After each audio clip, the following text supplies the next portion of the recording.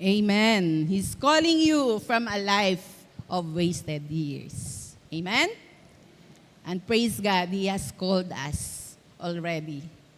At doon po sa iba na alam kong may magandang plano ang Panginoon at hindi pa po nakakatugon sa calling ng Panginoon from wasted years, I challenge you today. Sa mga nakakarinig po ng boses ko, God is calling you from a life of wasted years and challenge you to experience a personal encounter with the living God. Di ba nakaka-excite? Ma-experience natin ang personal na makapangyarihang Diyos sa atin pong buhay. Meron po ba kayong mga karanasan na meron kayong mga plano sa buhay? Maaring may lugar kayong pupuntahan, pero yung inyong plano ay hindi nasunod. Na-experience ko po ito, na-experience po naming magkapatid last April 18. Kami po ay nagplano na pumunta ng Carabao Island. So, yung sister ko po, kasi nagbakasyon sila mag-asawa at ang isa niyang anak from US, ay nag-book po sila ng ticket. April 18 is parang Good Friday. So, hindi po kami nag-try na magkuha ng ticket o pumunta magpa-reserve sa Santa Fe kasi nga Good Friday baka po walang biyahe. Good thing, yung isa pong barko, pampasaherong barko ay nag-issue po sila ng ticket. So alam nyo po, halos idlip lang po kami, April 17 to April 18, kasi alas 2 po ang biyahe ng barko. So maaga pa, pumunta po kami sa pier, dala-dala yung aming bag. Only to find out na wala pong biyahe. Kanselado yung biyahe ng barko, pero meron po kaming tickets na inisyu nila at bayad po kami. So, imagine yung hassle, imagine yung aming mga emotions na na-trigger dahil sa dapat tulog ka pa during that time, di ba? Nagpapahinga ka pa sana. Pero nga dahil may biyahe, ay hindi naman sila nag-inform na kanselado pala. So nandun kami, pumunta kami maaga pa sa pier. So, may mga pagkakataon na gano'n na yung plano natin ay hindi na ma-materialize. Kahit na para bang ready na po ang lahat. No? So, ang nangyari, pumunta po kami sa Santa Fe. At praise the Lord, dahil nakaabot po kami ng biyahe, at dahil nga po Santa Fe, yung binabaan namin mismo ay Carabao Island na. Unlike pag kami ay magbarko, sa Katiklan kami bababa, sasakay pa ulit kami ng pamboat papuntang San Jose. So praise God dahil may mga pangyayari na out of our control pero inaayos pa rin po ng Panginoon. Or maari pong na-experience ninyo, tatawid kayo ng isla, pupunta kayo sa Romblon. Kaya lang napakalakas ang ulan. Pagpunta ninyo sa San Agustin at malapit na kayo doon sa Salingsing, may landslide, hindi kayo makatuloy. Di ba merong mga ganong pangyayari? O kaya sa ating mga estudyante, merong mga plano na gusto nyong kuning kurso. Meron kayong mga kumbaga, na-visualize nyo na ang inyong sarili na magiging ganon kayo pagkatapos ng 4 o 5 taon. Pero, hindi nangyayari yung inyong mga plano. Merong mga barriers, so merong nagbablock sa mga planong iyon. Sa verses po na ating binasa, sa Acts chapter 16, verses 6 to 34, may ganun pong pangyayari sa buhay nina Silas at Pablo. Ang nais po nila ay maghayag ng salita ng Panginoon sa Asya. Pero, alam niyo po ba, 2 beses silang hindi pinahintulutan ng banal na espiritu. Una, nung sila ay papunta sa Phrygia, ay nais nilang mag-share doon ng salita ng Panginoon. Pero, ang sabi po dito ay hindi sila pinayagan ng banal na espiritu. So, ang sunod nilang plano ay pupunta sila sa Bitinya upang doon na lamang maghayag ng salita ng Panginoon. Imagine, napakagandang plano, napakagandang intention, no? Mag-share ng salita ng Panginoon. Pero, ang sabi po dito sa verse 7, hindi sila pinahintulutan ng Espiritu ni Jesus. So merong mga plano na hindi talaga pinapahintulutan ng Panginoon. So sometimes we felt rejected, no? Parang rejection ito para sa atin. Pero meron ngang kasabihan, rejection is God's redirection, no? Rejection is God's redirection. Sabi nga, ang detours daw po, kailangan nating mag-detour. Kung hindi po pwede doon sa isang lugar na ating pupuntahan, meron po tayong way na pagpipilian kung tayo ay kukonsulta po sa leading at guidance ng ating pong Panginoon. So good thing, si Pablo at si Silas ay very sensitive sa leading ng Panginoon. Kaya sila po ay sumunod, no? Siguro, kung sa atin, ipipilit natin yung ating gusto. Gagawa tayo ng paraan dahil yung ating motibo ay maganda at tama, ipahayag ang salita ng Panginoon. Pero, bagamat pala, maganda ang ating motibo, minsan ay mas may maganda pang layunin ang Panginoon para sa iyo at para sa akin. Kaya hindi niya pinapangyari yung mga magaganda nating plano dahil mas maganda yung nakalaan niya para sa atin. So ganito po ang nangyari sa buhay ni Pablo at ni Silas. At mapapansin po natin dito ang obedience, yung pagiging masunurin ni Pablo at Silas sa leading sa kanila ng Panginoon.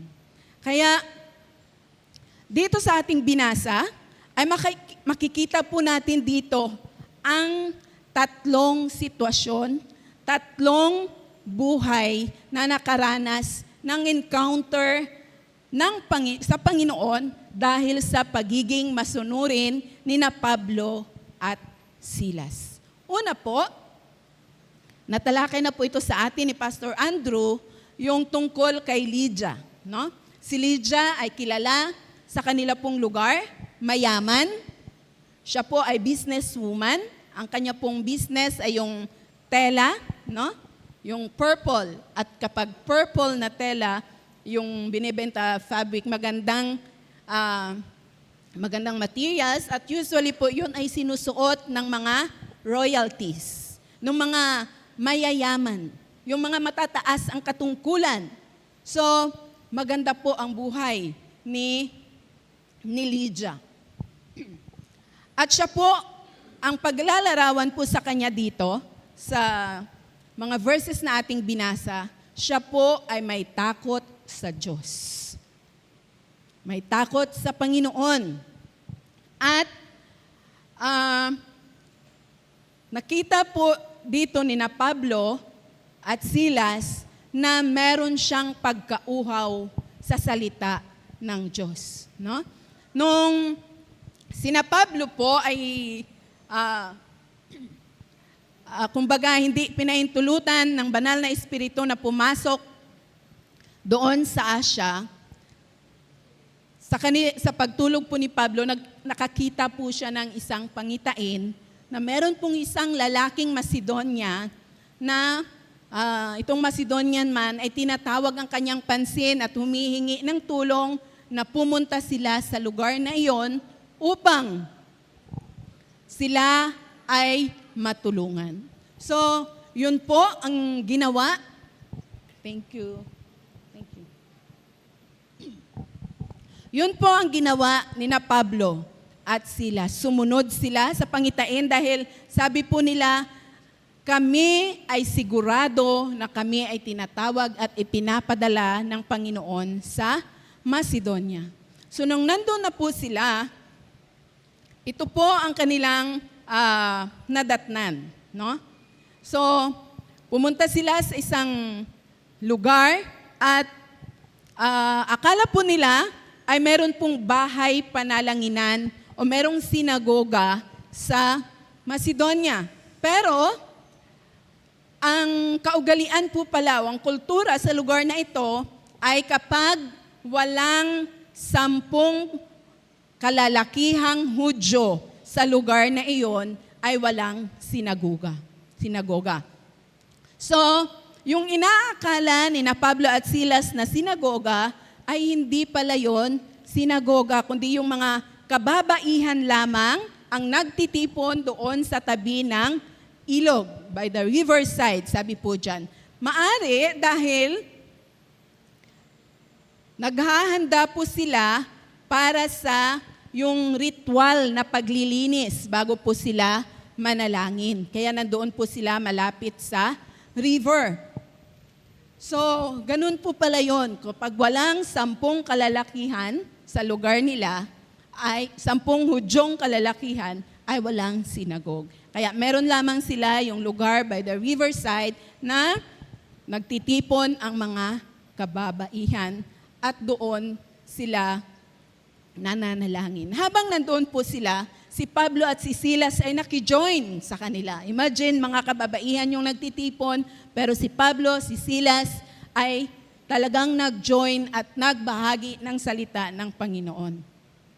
Sa kanila pong pagbahagi sa salita ng Panginoon, ay nakita po natin na sabi po sa chapter 16 verse 14 ng Acts, the Lord opened her heart to respond to Paul's message. Si Lydia ay may takot sa Panginoon, para bang sa atin minsan, no? Kilala natin ang Panginoon, pag tinanong natin yung kapwa natin, kilala mo ba ang Diyos? Opo, kilala ko ang Panginoon. Meron ka bang relasyon sa Kanya? Maaring walang personal na relasyon, pero head knowledge, meron po na merong Diyos at kung ano ang Diyos. Pero yung personal na relasyon at personal experience o personal encounter with the living God, maaring wala pa pong nangyayaring ganon. Pero dahil po sumunod si Pablo at si Silas sa pangitain na ipinagkaloob sa kanila ng Panginoon at nakinig si Lydia sa salita ng Diyos sa pamagitan ni Pablo, ang Panginoon ay kumilos sa buhay ni Lydia at ang sabi po dito, binuksan ng Panginoon ang kanyang puso at tumugon. Ibig sabihin, tumugon si Lydia sa gospel. So ibig sabihin, tinanggap ni Lydia ang magandang balita na si Kristo ay namatay, nabuhay, at siya ang tagapagligtas ng sangkatauhan at tinanggap niya si Jesus bilang sariling tagapagligtas. So, during that moment, Jesus went from being an idea, maaring idea lang nung una, no? Lahat ng tao, meron tayong idea na mayroong Diyos. Pero hindi lahat ng tao ay mayroon pong personal relationship sa Panginoon. Kuha niyo po? So, dahil po sa pagsunod ni Pablo at dahil po sa pakikinig ni Lydia at pagtanggap ng salita ng Panginoon, nagkaroon po ng sariling relasyon sa Panginoon. Ito si Lydia at ang pruweba po niyan ay nagpabautismo siya kasama ang kanya pong buong sambahayan. It is a public confession na siya ay isang Kristiyano at tinanggap niya si Kristo bilang kanyang sariling tagapagligtas. Nakaka-relate po ba tayo kay Lydia? Tayo minsan, or maari, tayo ay nagkaroon ng ganong experience nung wala pa tayong relasyon, sariling relasyon sa Panginoon, para tayong isang Lydia. Pumupunta sa simbahan, no? Makita ang ating mga kaibigan, makinig ng salita ng Panginoon, pero wala yung totoong, kumbaga, yung totoong mark of a Christian. No? Idea lang. At parang habit lang na every Sunday kailangang pumunta sa church. Ganun dati si Lydia. Pero praise the Lord, dahil nagpahayag ang Panginoon ng kanyang sarili sa pamamagitan ng kanyang mga salita at ginamit niya si Pablo.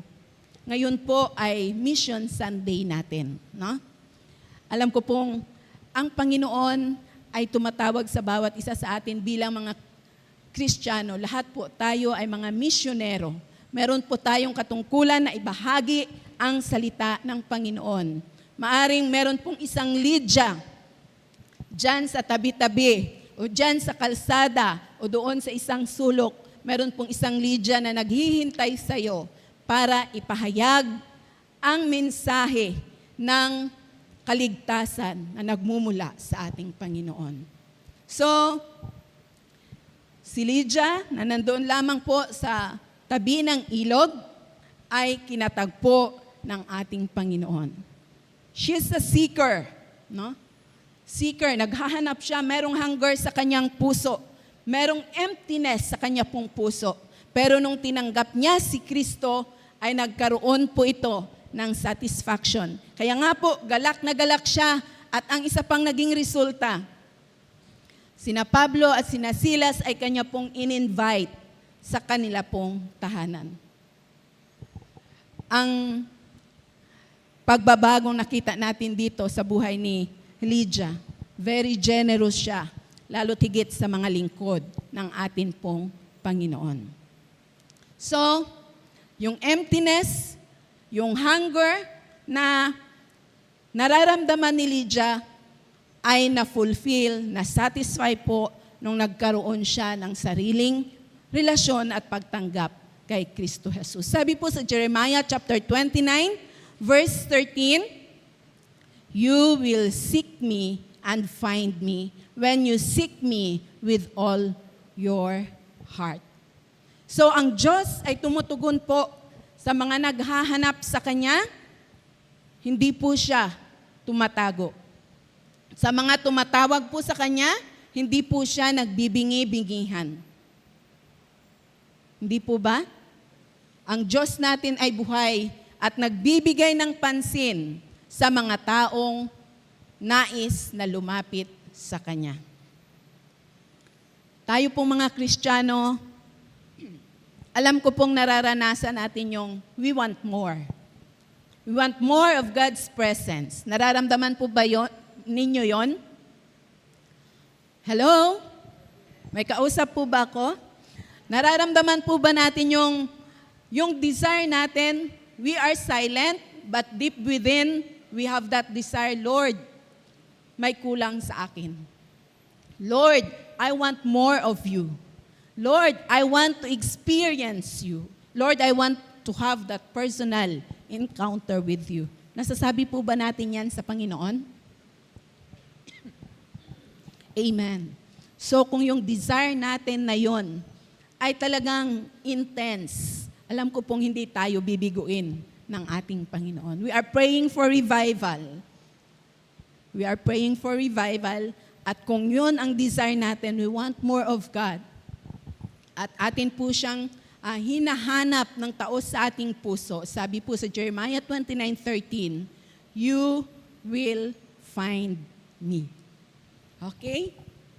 So, at the river, when you're seeking but still empty, just like Lydia, when you accept Jesus as your personal Savior, alam ko po na magbabago yung atin pong buhay.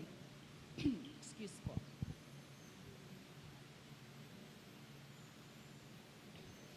Encounter with God means, ang ibig pong sabihin ng encounter with the living God ay yung naranasan mo personal ang kapangyarihan ng Panginoon at merong pagbabago sa buhay po natin. Na hindi po kayang gawin ng, hindi kayang ibigay ng ano pamang bagay sa mundong ito o kung sino paman. Dahil ang encounter with God is a personal moment when God reveals Himself to you in a life-changing way.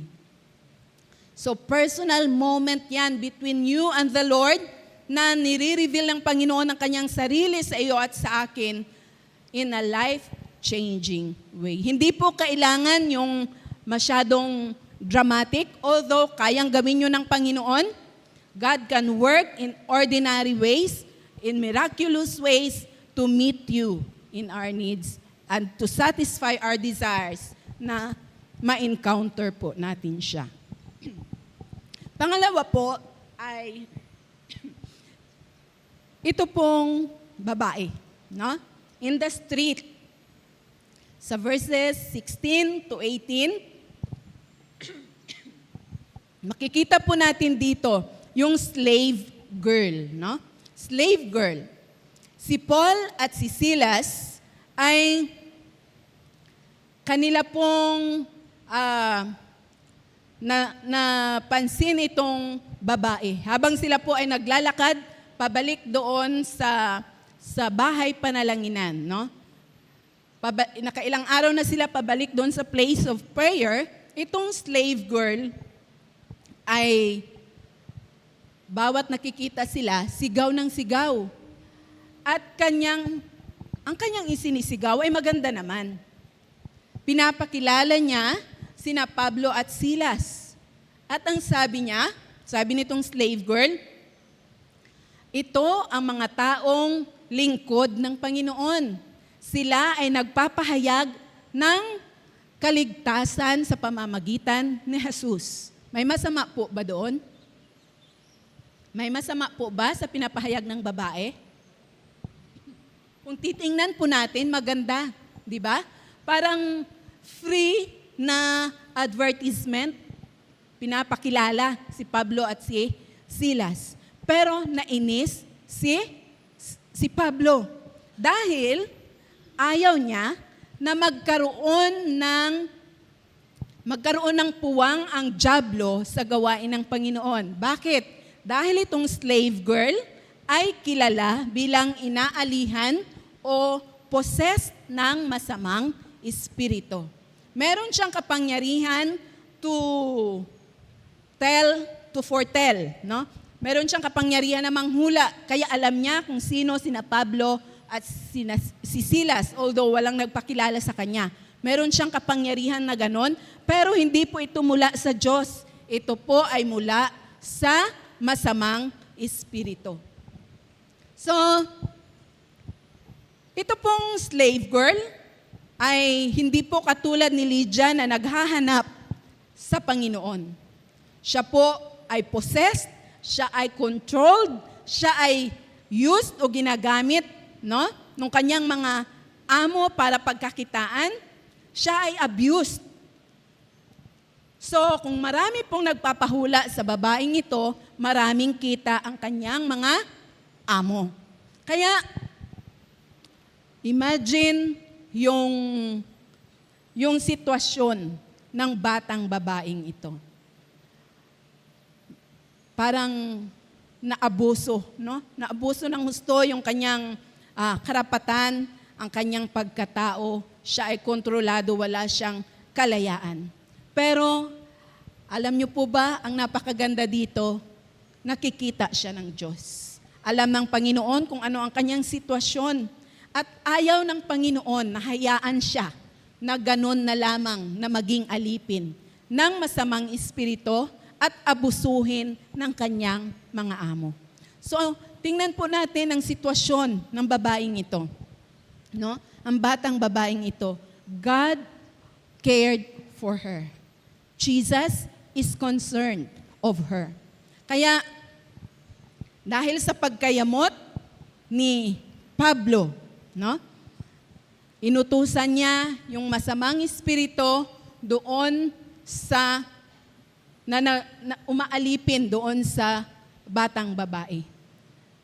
Hindi po yung batang babae ang pinagalitan ni Pablo, hindi siya ang inutusan ni Pablo, kundi ang inutusan ni Pablo ay ang masamang espiritu at sinabi niya, in the name of Jesus Christ, I command you to come out of her. Sabi po sa Acts 16 verse 18.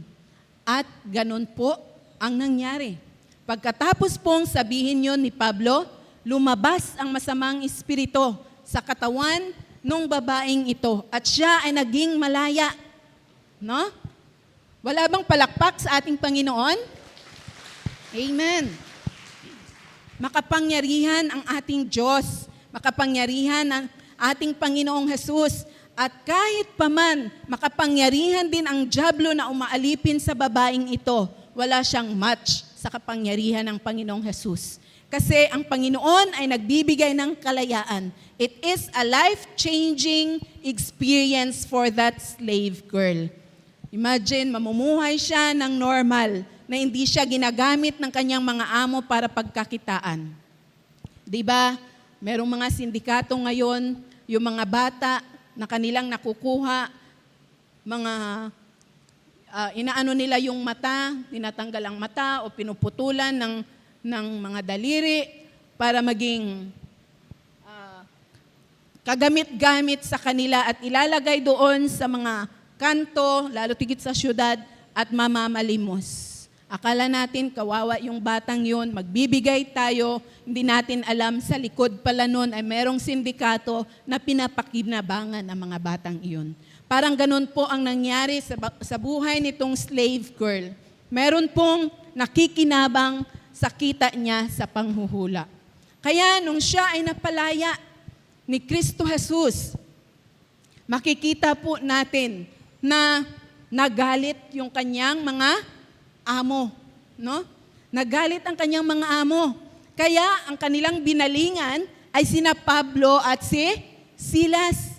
Nang dahil sa kanilang ginawa na pagpapalaya, walang ibang ginamit na pangalan sina Pablo at Silas, kundi ang pangalan ni Jesus lamang.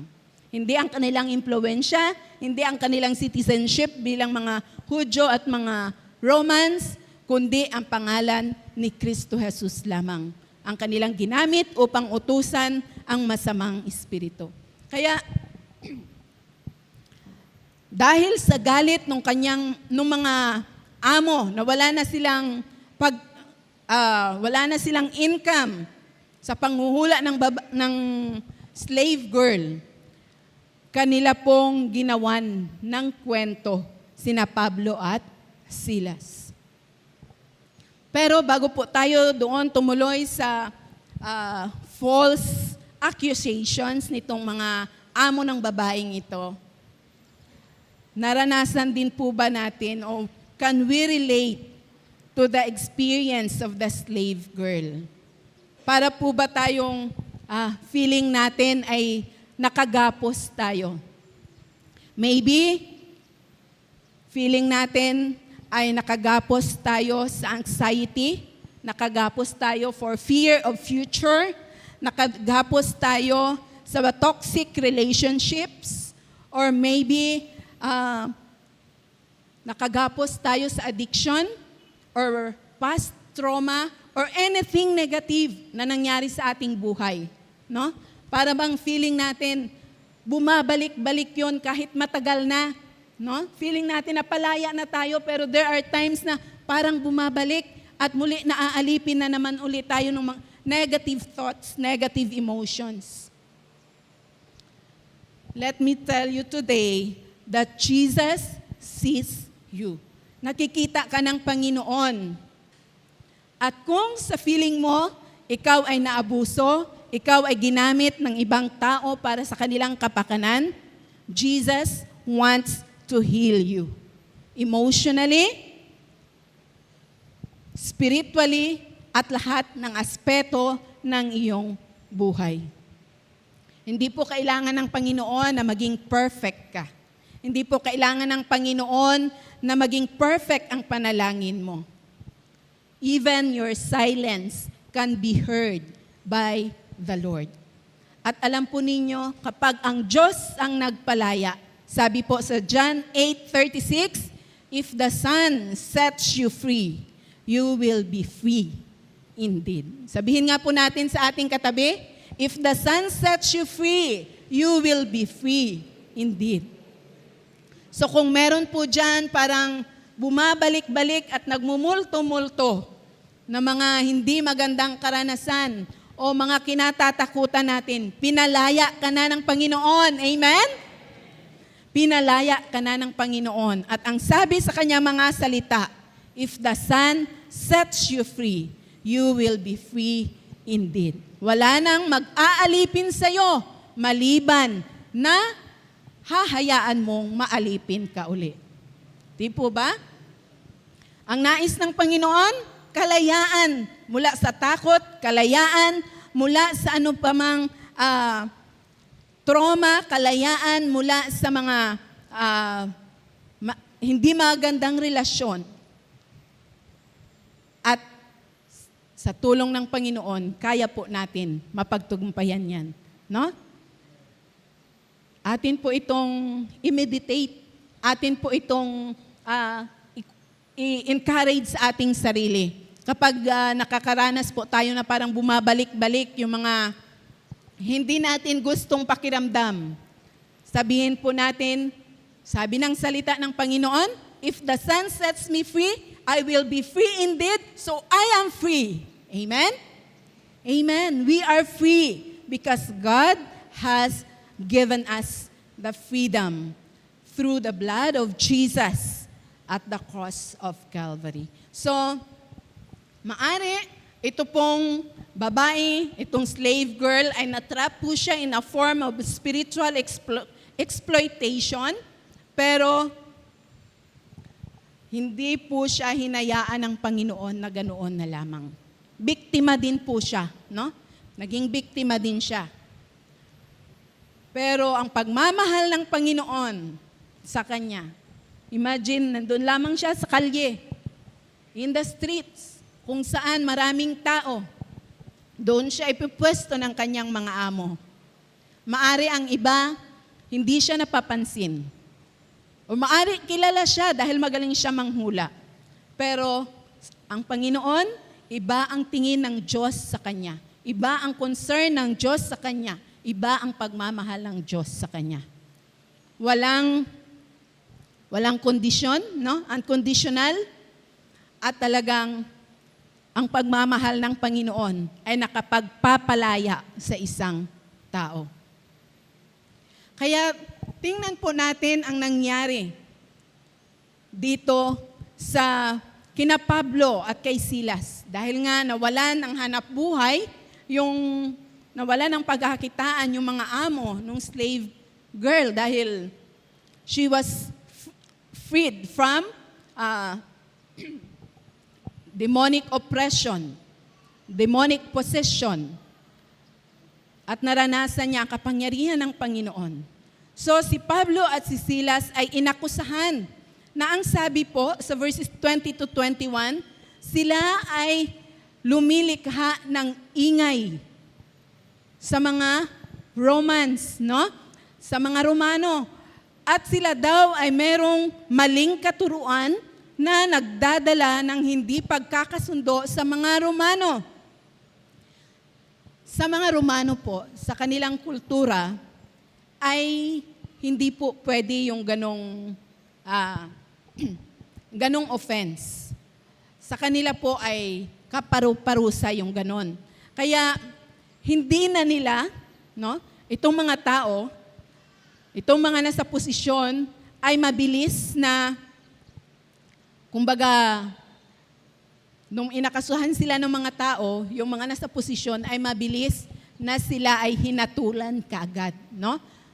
Kanilang pinalo, ilang beses ang palo, hinubaran. Pero hindi nila alam na si Pablo at si Silas pala ay kapwa nila mga Romano. At bilang Roman citizen, ay karapatan nila na sila ay litisin muna at patunayan na sila nagkasala bago sila papatawan ng kaparusahan. So nalabag dito yung rights nina Pablo at Silas dahil naniwala kaagad itong mga nasa posisyon na nakagawa ng mali sina Pablo at Silas at nag-create sila ng unlawful customs. Makikita po natin dito na minsan bilang Kristiyano, parang kailangan nating i-give up yung ating pwedeng maklaim natin na rights. Tingnan po natin si Pablo at si Silas. Naranasan nila sila ay bugbugin. Hindi lang bugbugin, ikinulong. At hindi lang doon sa parehong kulungan ngayon na may selda, no? Ang kulungan nila ay meron pong underground. Kaya sabi po doon, sa kailaliman sila dinala, napakadilim. At hindi lamang, kundi napakadilim, meron silang chains, nakakadena ang mga kamay, ang kanilang paa ay merong nakaano sa yung pangaw na hindi sila basta makaalis. Kumbaga, wala talaga silang anyway na makalaya sila.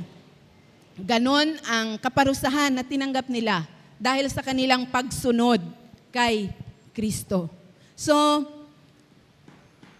yung right nila ay nalampasan. Okay, no? Mainit? Mainit po ba ang panahon? Nakakantok? Sige, pwede pong pakalabit ng atin pong katabi. Sabihin po natin, saan na ang narating mo? Okay, nandito pa po tayo sa Ujungan, pero ang pinag-uusapan po natin ay dito po sa Romans, no? Sa kina Pablo at kina Silas sa kanila pong experience na sila ay sinaktan dahil sa maling akusasyon. At makikita po natin na itong jailer, no?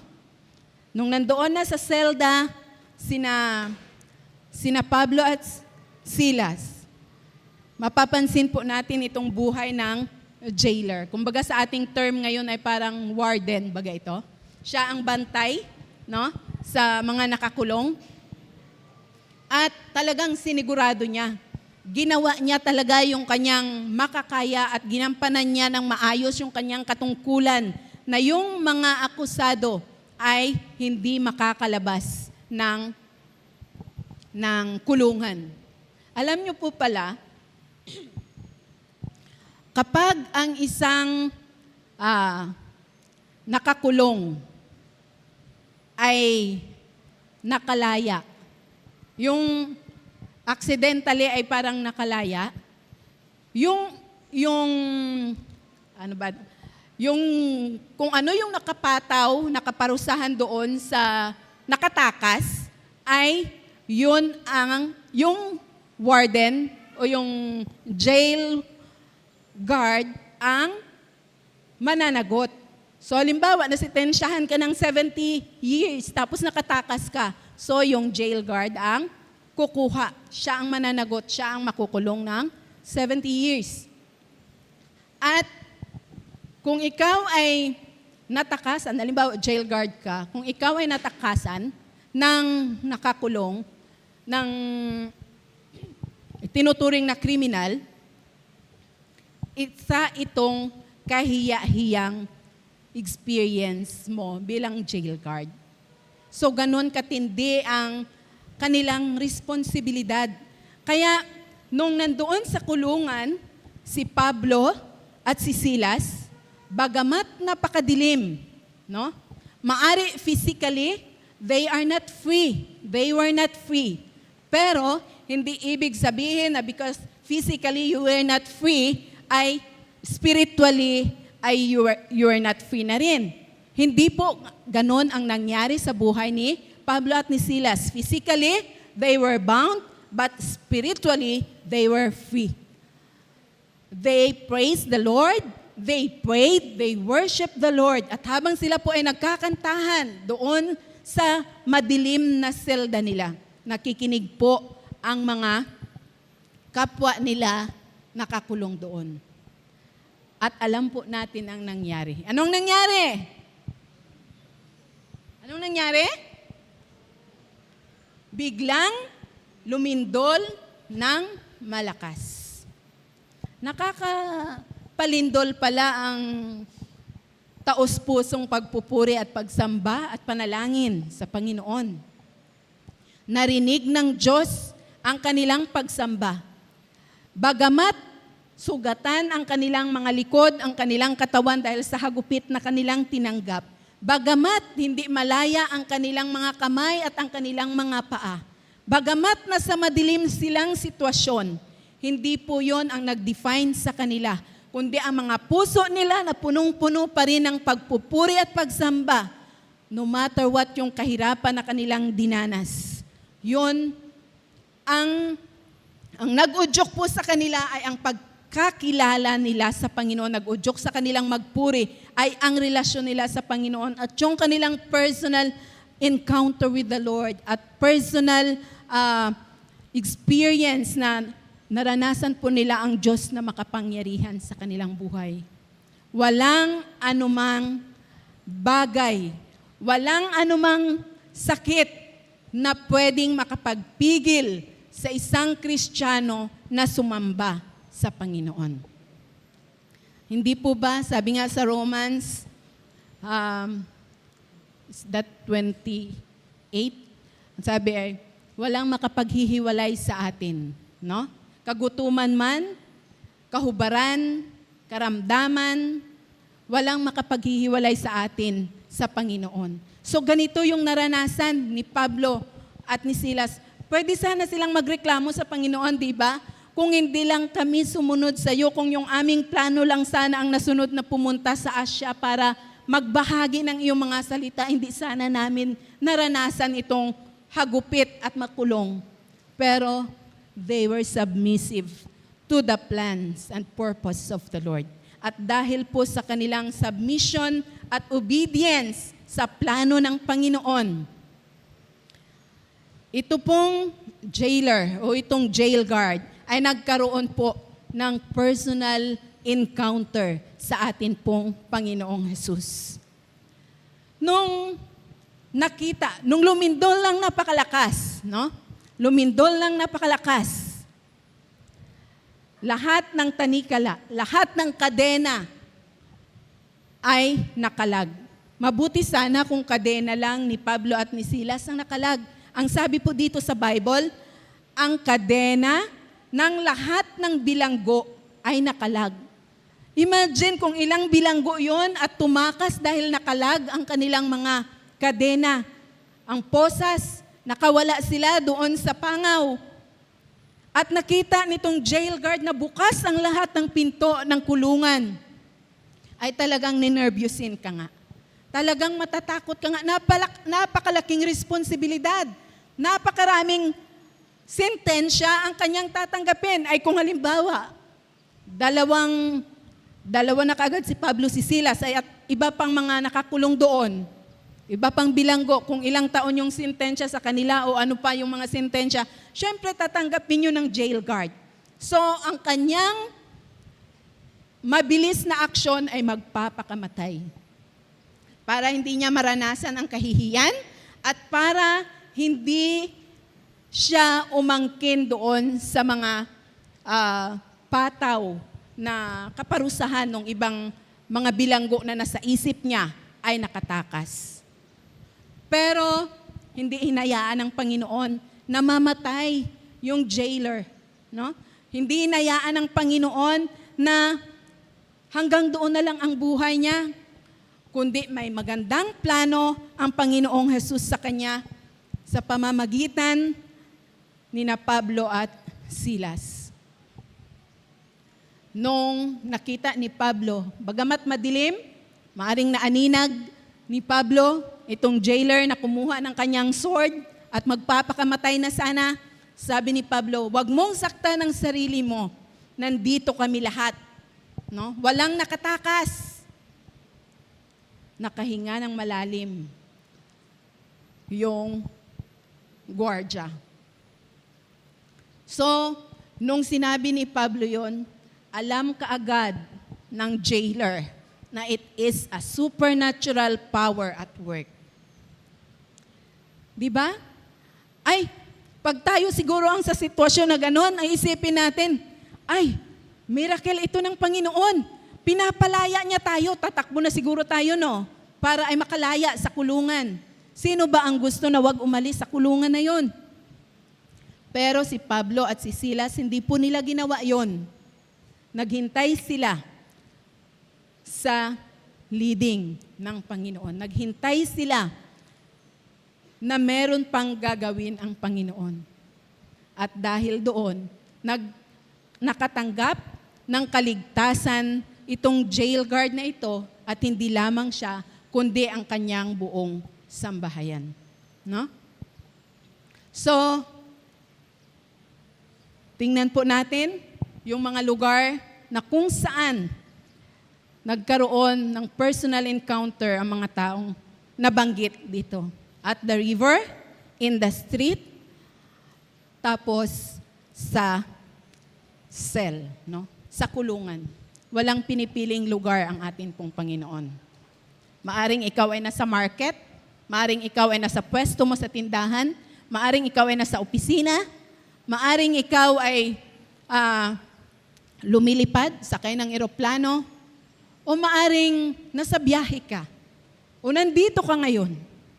Kapag ang puso natin ay meron pong pagkaroon ng uhaw o pag-desire sa presensya ng Panginoon, pwede po niya tayong katagpuin.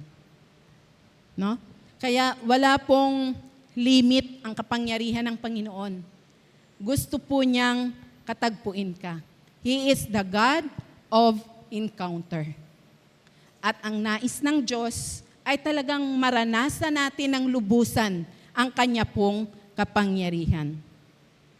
Napakaganda po na mapansin po natin na dahil sa obedience ni Pablo at Silas, 3 buhay kaagad. Hindi lamang 3, dahil kasama pa ang kanilang mga pamilya na nabago at nakaranas ng kapangyarihan ng Panginoon. Maaring ngayong umaga, ikaw ay tinatawag ng Panginoon.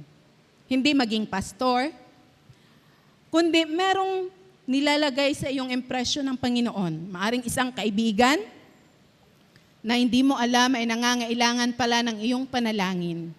Maaring isang kapitbahay na maaring dumaranas ng emotional na kahirapan or natitrigger ang kanya pong peace of mind. Maaring ikaw ang tinatawag ng Panginoon para abutin mo.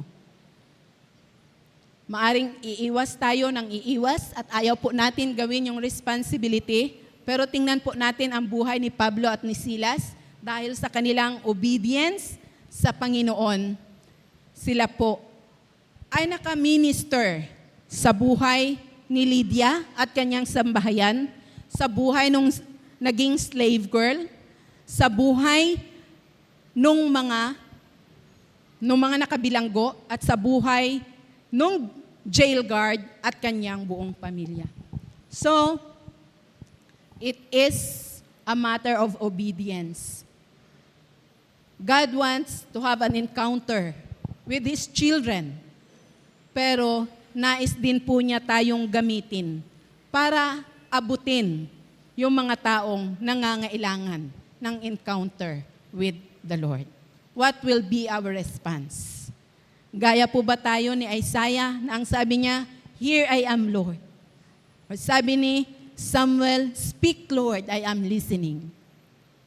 Ano po ang ating magiging response kapag meron pong inuudyok ang Panginoon na atin pong puntahan at mag-minister sa pamamagitan ng salita ng Panginoon? Or maaring through prayer, no? Maaring ikaw ang katugunan para maranasan at maipadama ng Panginoon sa taong ito na nais niyang magkaroon ng personal encounter sa kapitbahay natin, sa kaibigan natin, o kung sino pa man na nangangailangan sa ating Diyos. Kaya po sa umagang ito, nung sinabi po ng jailer, "Mga Ginoo, ano po ang kailangan ko para maligtas?" Hindi po sila tumugon, "Pumunta ka sa simbahan." Hindi po yun ang kanilang tugon. Hindi po nila sinagot, "Ibigay mo ang iyong tithes." Hindi po yun ang kanilang sagot. Sabi nung jailer, mga Ginoo, ano po ang kailangan ko para maligtas? Ang sabi ng jailer, ang sabi ni Pablo at ni Silas, mananampalataya ka kay Kristo.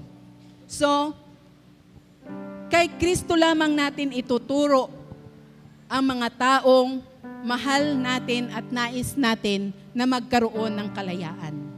Kalayaan sa kasalanan, kalayaan sa takot, kalayaan sa kaparusahan ng kasalanan. Kay Kristo lamang natin matatagpuan ang tunay na kalayaan at kaligtasan.